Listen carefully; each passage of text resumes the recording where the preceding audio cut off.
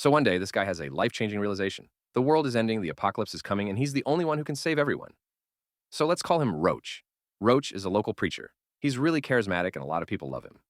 But one day he gets into a disagreement with the church he preaches at, and they kick him out. Here's the thing though.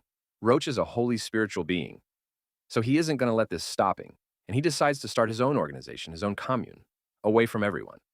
So he asks some of his followers from his old church if they'll move out into the woods with him so that they can start a commune, and he can save them that way. And surprisingly, about 12 of them agreed to do it.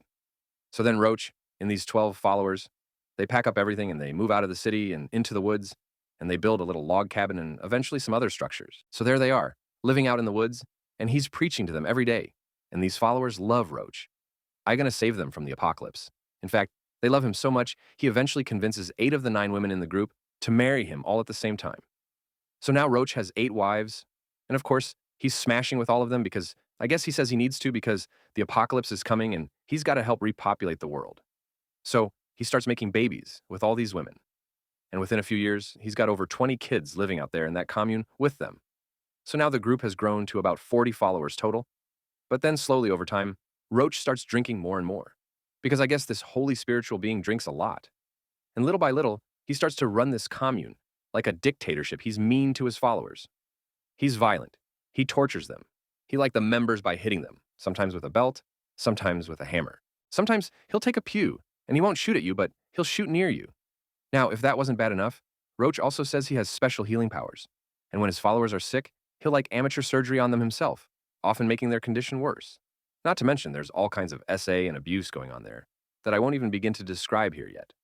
None of his followers leave because Roach is a holy spiritual being, and he's absolutely going to save them from the coming apocalypse. Spoiler alert, the apocalypse isn't coming. So 2 or 3 years pass, and the group is still out there. And one day an outsider joins them, this guy, and they let Guy into the group. But Guy is admittedly a little nutty. So naturally, Roach puts him in charge of babysitting. So their guy is one day babysitting one of their 2-year-old toddlers, Samuel, and Samuel suddenly starts crying and he won't stop. So Guy, who's a little nutty, he doesn't know what to do, so he starts punching him and he injures him severely. And then Roach finds out about this, and Roach is like, oh, well, I have special holy healing powers, so I can fix Samuel's injuries. Then Roach decides that some of these injuries can be healed with a circumcision for some reason. So Roach goes to circumcise Samuel, and him not knowing what they're doing, he gives Samuel alcohol because he doesn't have any anesthesia.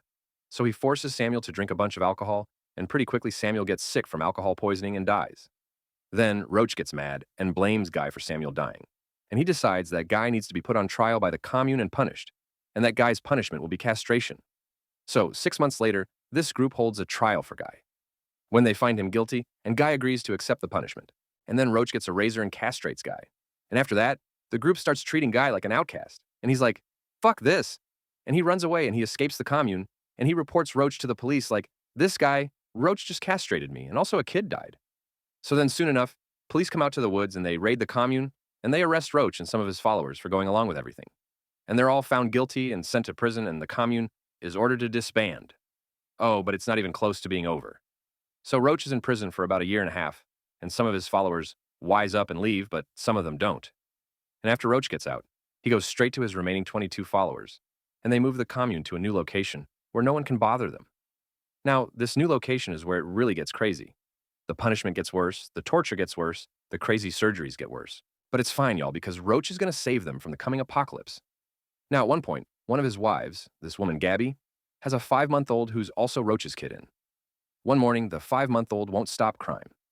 So Roach orders them to leave the kid outside in a wheelbarrow in the freezing cold for hours. It's about 15 degrees outside, and of course, the kid doesn't survive.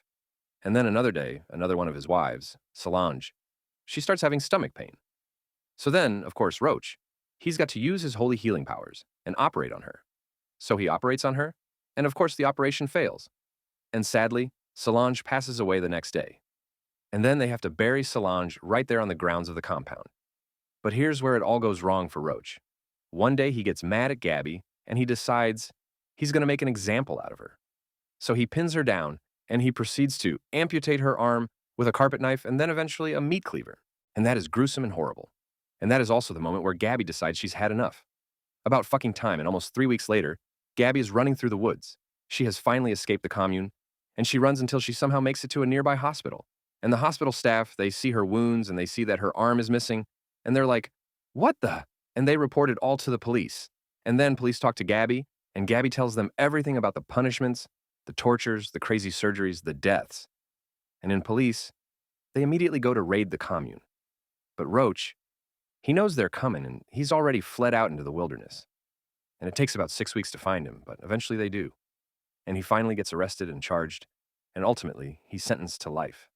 I guess he's got to be a holy spiritual being in prison now. Until decades later, one of his fellow inmates unalives him in prison. Shout out to the apocalypse.